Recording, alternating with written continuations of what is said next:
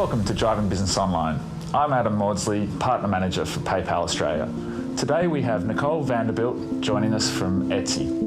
Etsy is a marketplace that was started in 2005 by a guy named Rob Kalin, who is a painter, carpenter, and photographer himself, and was looking for a place to sell his stuff online, and some place where it wouldn't be crowded around by used electronics. What would you say is the typical Etsy customer? We have so many customers, it's hard to pin it down to just one profile, and it depends on if you look at the buyer or the seller side. Our sellers tend to be female, and they make a wide range of things. Some of our biggest categories are wedding, jewelry, fashion.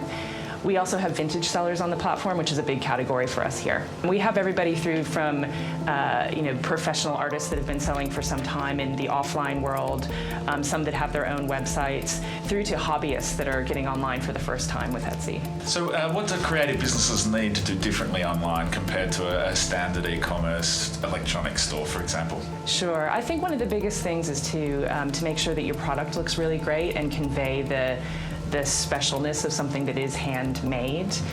So a lot of times that's down to getting your photography right, to getting the descriptions to really help convey the process. We spend a lot of time trying to help our sellers tell their stories as well. A lot of time buyers find Etsy because products are beautiful, but they love it and they come back because of the interaction with the sellers. Selling online can be quite daunting for the small guys. So would you have a top 5 tips for the small business to get started online? Sure, absolutely. I think first and foremost, photography is super important. You want to be able to let somebody get the same sense that they get of a product in person, but online on a web page, and that can be quite challenging. So the best things to do are to focus on light, use natural light wherever possible to photograph your products. Put them in context, so if it's a piece of clothing, try to have it on a model. If it's a piece of glassware, to try to put it on a table. Also important is to use all 5 spots that we give you. You can have 5 different photographs of that object, so use that. And importantly, in those shots, make sure you show the details that give a sense of texture and quality, the things that they'd be able to sense if they could actually pick it up in real life. So the second tip is to make sure that your products can be found, and that often happens via search. So the main thing to do is to focus on your tags for your products. And the way to do that is to think about what words people might use to try to find your product. So whether that be descriptors of your product or also things like Mother's Day gift so that it can be found when people are searching that, that's really important. The third tip is to use great product descriptions. So a bit like photography, you're relying on the product description to help give people a sense of what they might be buying. So whether it's details about the size, details about the materials used, things that will give them a greater comfort that they know exactly what they're getting. And additionally, product descriptions play a bit of a role in how it's found in search as well, so it's important for that reason too. The fourth tip is to promote yourself on Etsy. So we have loads of people coming to Etsy every month. The trick is to make sure that you're found, and there are a couple of ways to do that.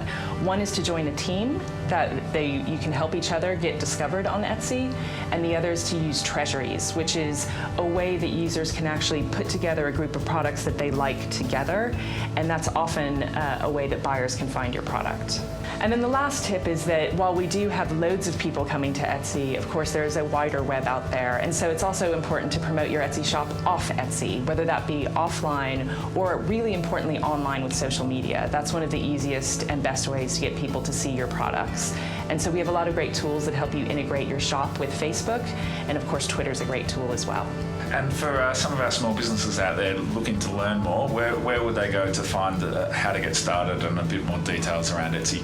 Sure. So we've spent a lot of time, as you can imagine, over the last 8 years, sort of accumulating and editing all the top tips to be a success on Etsy. And so we have a part of our blog called the Seller Handbook that gives you advice about just about any topic you might need on Etsy, from photography through to tags for your products through to how to brand your shop. I guess with so many sellers, it's hard to have an average Etsy seller, but do you find a lot of your sellers are actually coming online for the first time and Etsy is the first venture they do online, or is it people using it just to sell in multiple areas? It's a real mix, and it depends a lot on the market, and it is really hard to find an average Etsy seller. The great thing about Etsy is that it provides a lot of demand that artists wouldn't be able to find easily on their own. And perhaps as importantly, it provides a community to help you get started. So quite often a first-time seller will put their shop up and ask for advice from other sellers and get that back pretty immediately. So how do people find the community, and what kind of advice, and how can small people starting out use the community to their advantage? Yeah, so I think one of the first things I always say to a seller when they get started is to join a team. So on Etsy, on the platform, we have something called teams that lets sellers self-organize around either a location, so there's a Sydney Street team, or around an interest, so there's also a female photographers of Etsy team. And that gives you a group of people that share either a location or an interest with you that can help you get started. And that's probably the best first step.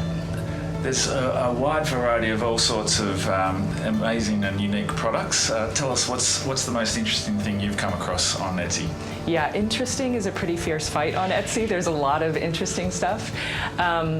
Personally, I've spent a lot of time finding great things that just make the everyday a little bit more special. So I have a huge array of beautiful notebooks. I've spent a lot of time getting French vintage coffee cups, mix and match, that are all over our kitchen. Weddings is a pretty common way that people get introduced to Etsy.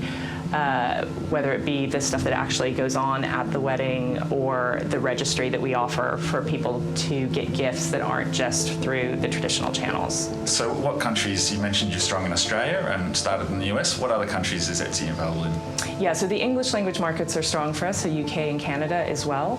And we're starting to see some really good growth from sellers in places like Eastern Europe and Southeast Asia. Okay. And so does that mean Etsy, for small businesses in Australia wanting to sell their creative goods, can use Etsy as a marketplace to sell their unique wares anywhere in the world at the moment? Or? Indeed, and that's probably one of the most exciting moments for a seller. When we talk to sellers, they get their eyes light up when they talk about all the different places around the world that they've sent their stuff. And so Etsy has 42 million people come to the site every month around the world. It's a huge amount of demand from a crazy array of places. So with so many sellers out there, could you share us an example of someone who's doing it really well? Sure. There's a lovely Australian seller called Mrs. Peterson Pottery that she has, of course, very, very beautiful product, but more importantly, she's put a lot of effort into cohesively merchandising her store. It's a beautiful experience. And as importantly, her story, which is great, really comes through. And so I'd encourage sellers to take a look at her story and think about those things, how to make your shop beautiful and how to really tell the story behind your products.